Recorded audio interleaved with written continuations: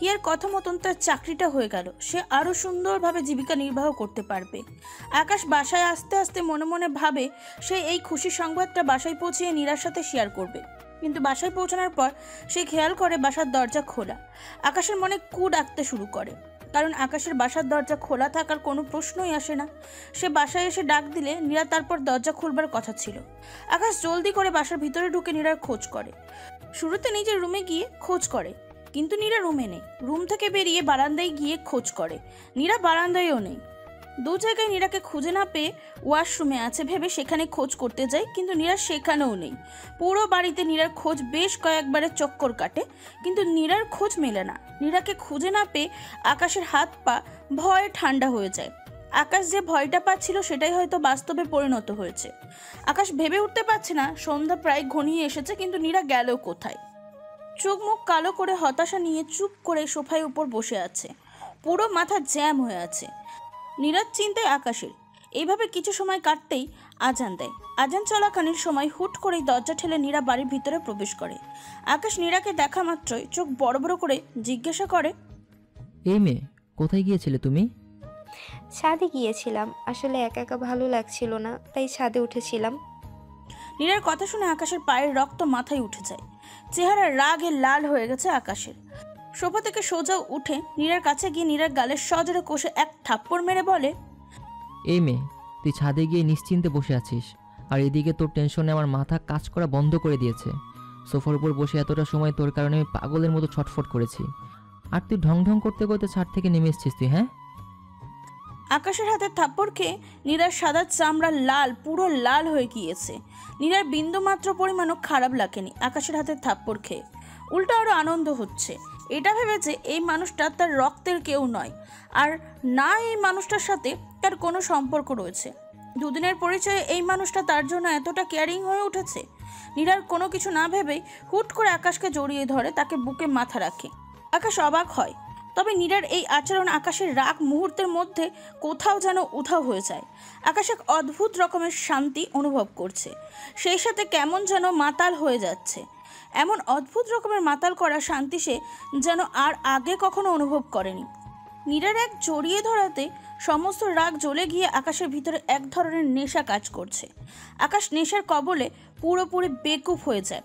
পরক্ষণে সেও আর কোনো কিছু না ভেবে দু হাতে নীরাকে জড়িয়ে ধরে। সারা শরীরে মাদকতা কাজ করছে আকাশের। হাজার জনকে স্পর্শ না করে স্পেসিফিক একজনকে জড়িয়ে ধরার অনুভূতি হয়তো এমন অদ্ভুত হয়। আকাশ এই জীবনের প্রথম কাউকে জড়িয়ে ধরেছে। এর আগে কখনো সে কোনো নারীর সংস্পর্শে যায়নি। নীরাকে জড়িয়ে ধরা এক অদ্ভুত মাদকতা আকাশের শরীরে সমস্ত শিরা উপশিরায় ছড়িয়ে পড়েছে। আকাশ চুপচাপ হয়ে নীরাকে জড়িয়ে ধরে আছে। অপরদিকে নীরার ভিতরে এক অদ্ভুত অনুভূতি কাজ করছে। সে জানে না সে কি করছে। হুট করে আকাশকে জড়িয়ে ধরাটা কতটুকু যুক্তিসঙ্গত সেটা সে একবারও চিন্তা করেনি। আকাশের উপরে মুগ্ধ হয়ে সে সব কিছুই ভুলে গিয়েছে। চুপ করে আকাশের বুকটা দখল করে রেখেছে নীরা। নীরার মনে হচ্ছে এই বুকটাকে জড়িয়ে ধরে সারা দিন পড়ে থাকলেও তার এক বিন্দু পরিমাণ ক্লান্তি আসবে না। নীরার জীবনেও এটা প্রথমবার কোনো পুরুষের বুকে সে এইভাবে মাথা রেখেছে। আকাশের মতন নীরাও চুপচাপ অনুভূতির সাগরে ডুব দিয়েছে। কিছু সময় পর আকাশ নীরার মুখটা তার কাছে এগিয়ে নিয়ে গিয়ে কপালে একটা চুমু এঁকে দেয়। নীরা শিউরে ওঠে, সারা শরীরে যেন কারেন্ট দৌড়াচ্ছে নীরার। আকাশ নীরার কপালে চুমু এঁকে দেওয়ার পর নীরাকে ছেড়ে দিয়ে বলে, তুমি ছাদে গিয়েছো কিভাবে? নীরা প্রশ্নের উত্তর দেয় না। অন্য এক জগতে হারিয়ে গেছে নীরা। আকাশের কথাটা যেন তার কান অবধি পৌঁছায়নি। আকাশ নীরার অবস্থা বুঝতে পেরে হালকা করে ঝাঁকিয়ে নীরাকে ডাক দেয়। নীরার হুঁশ ফিরে আসে। নীরা কিছুটা লজ্জা পায়, সেই সাথে আকাশকে ছেড়ে দিয়ে বলে, বলো। তুমি ছাদে গিয়েছো কিভাবে? তোমার এক্ষুনি এটা জানতে হলো? কত সুন্দর একটা মুহূর্ত কাটাচ্ছিলাম, দিলে তো পানি ঢেলে। নীরার এখনও ঘোর কাটেনি। সে লজ্জা পেয়েছে ঠিক, তবে এখনও অনেকটা ঘোর তার মাঝে রয়ে গেছে।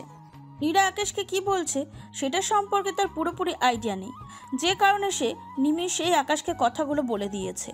আকাশ নীরার প্রশ্নের উত্তরে বলে, এমন মুহূর্ত তুমি চাইলে আমরা আরও বারবার তৈরি করতে পারবো, কিন্তু এখন এটা বলো, তুমি ছাদে গিয়েছো কিভাবে?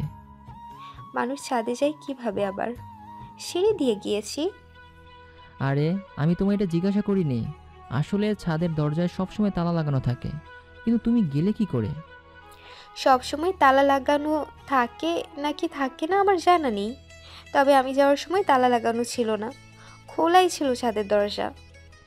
ও, তাহলে হয়তো কেউ খুলে রেখেছে। হ্যাঁ। শোনো, আর কখনো এভাবে ছাদে যাবে না, আর না বাসা থেকে বের হবে। তুমি আমার অধীনে রয়েছ, এক কথায় আমানত তুমি আমার। তোমার কিছু হয়ে গেলে সমস্ত দায়ভার আমাকে নিতে হবে। আসলে আমি বের হতাম না, কিন্তু অনেক বোরিং লাগছিল বাসায়, একা একা কেউ নেই। এভাবে কতটা সময় চার দেওয়ালের মাঝে বন্দি থাকা যায় বলো? বাসায় টিভি আছে, টিভি দেখে সময় কাটাবে, তাহলেই তো হয়। আসলে আমার টিভি দেখার সেরকম ঝোঁক নেই। আমি বাসাতে থাকা অবস্থায় বেশি একটা টিভি দেখতাম না। আচ্ছা ঠিক আছে, টিভি দেখতে হবে না তোমার, তুমি বাসায় থাকো। আমি এখন একটা জরুরি কাজে বাইরে যাব, কিছু সময়ের মাঝেই আবার ফিরে আসব। এরপর ফিরে এসে রান্না বান্না করব, কেমন? জলদি এসো, একা একা কেমন যেন বোরিং লাগে। আচ্ছা সমস্যা নেই, আমি জলদি বাসায় চলে আসব। আর বাসায় আসার পর একটা গুড নিউজ দেব তোমায়। আচ্ছা। আকাশ নীরাকে বাসায় রেখে বাসা থেকে বেরিয়ে যায়। ঘণ্টাখানিক পর হাতে করে একটা ফোন আর একটা সিম কার্ড নিয়ে বাড়ি ফেরে। বর্তমান সময়ে কাটানোর মতন ফোনের বিকল্প আর কিছুই নেই। ফোন নামক জাদুর ডিভাইসটাই মানুষের অবসর সময় কাটাতে সাহায্য করে। বাসায় এসে ফোন আর সিম কার্ডটা নীরার হাতে দেয়। নীরা ফোন পেয়ে প্রচণ্ড খুশি হয়, তবে পরক্ষণেই মন খারাপ করে আকাশকে বলে, তুমি অহেতুক টাকা নষ্ট করতে কেন গেলে আকাশ? আমার কারণে একের পর এক তোমার কতগুলো টাকা নষ্ট হচ্ছে। আরে কিসের আর টাকা নষ্ট, তুমি টাকার কোনো চিন্তা করো না। টাকা মানুষের প্রয়োজন মেটানোর জন্যই তো তৈরি করা হয়েছে। তুমি সারাদিন একা বাসায় থেকে বোরিং হও, তোমার একাকিত্বের কাছে এই কটা টাকা কিছুই না। অন্তত কয়টা টাকার বিনিময়ে তোমার একাকিত্বটা কিছুটা হলেও কমবে, এটাই তো অনেক। তুমি সত্যি আমার চোখে দেখা এক অদ্ভুত পুরুষ। তোমার মতন পুরুষ আমি এর আগে কখনো দেখিনি। আমার মতন দুদিনের পরিচিত একটা মেয়েকে খুশি করার জন্য তোমার অল্প রোজগারের টাকা থেকে তুমি অধিকাংশই খরচ করে ফেলেছো। নীরা, এইসব কথাবার্তা কিন্তু আমার একদমই পছন্দ নয়। হ্যাঁ, তোমার সাথে আমার পরিচয় অল্প কয়েকদিনের, কিন্তু তাই বলে এটা নয় যে তুমি নিজেকে ছোট করবে। এরপর থেকে আর একবারও এইসব কথাবার্তা বললে অনেক বেশি খারাপ হবে নীরা। আচ্ছা সরি, আর বলবো না। এবার বক্স খুলে দেখো কেমন লেগেছে তোমার ফোনটা। আমি কাপড় পাল্টে রান্না করতে গেলাম। তোমার রান্না করতে হবে না, আমি রান্নার কাজ শেষ করে ফেলেছি। চুলোয় খালি ভাত বসিয়ে রাখা আছে, একটু সময়ের মধ্যেই সেটা হয়ে যাবে। এই মেয়ে, তুমি এসব করতে গেলে কেন? কি হয়েছে আমি করলে? আরে এসব বাড়তি ঝামেলা করার কি দরকার বলো? একজন পুরুষ সারাদিন খাটাখাটুনি করে বাসায় ফিরে এসে রান্নাবান্না করবে, সেটা তার জন্য বাড়তি ঝামেলা নয়। কিন্তু আমি বাসায় আজাইরা বসে দেখে একটু রান্নাবান্না করলে সেটা বাড়তি ঝামেলা। না মানে আসলে এমনটা না। শোনো, একদম বেশি কথা বলবে না। আমি সারাদিন বাসায় বসেই থাকি, কিছুটা সময় রান্নার কাছে ব্যয় করলে বেশি একটা ক্ষতি হবে না।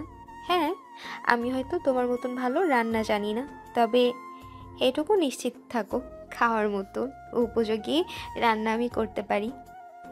আচ্ছা ঠিক আছে, যাও, বেশি কথা আর বলবই না। এবার বলো, কি গুড নিউজ দিবে বলছিলে আমায়? আমার অন্য একটা জায়গায় চাকরির জন্য কথাবার্তা চলছে। সেখানে চাকরিটা হয়ে গেলে আমার এখনকার চাইতে বেতন আরও অনেকটা বেশি পড়বে। এতে করে আমার চলতে ফিরতে আরও অনেক বেশি সুবিধা হবে। বাহ, বেশ খুশি সংবাদ তো। দোয়া করবে যাতে চাকরিটা হয়ে যায়।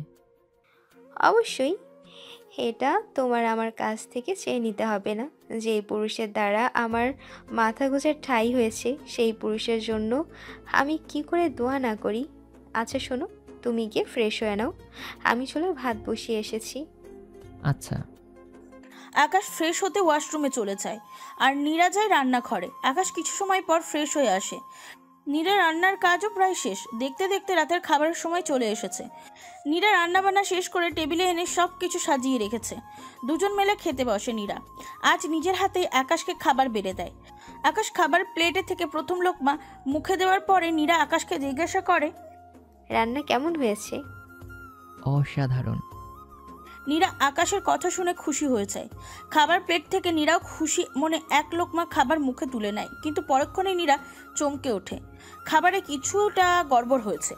তরকারিতে লবণের পরিমাণটা কিছুটা বেশি, কিন্তু সামনে বসে থাকা পুরুষটা এত মজা করে চুপচাপ খাচ্ছে কি করে?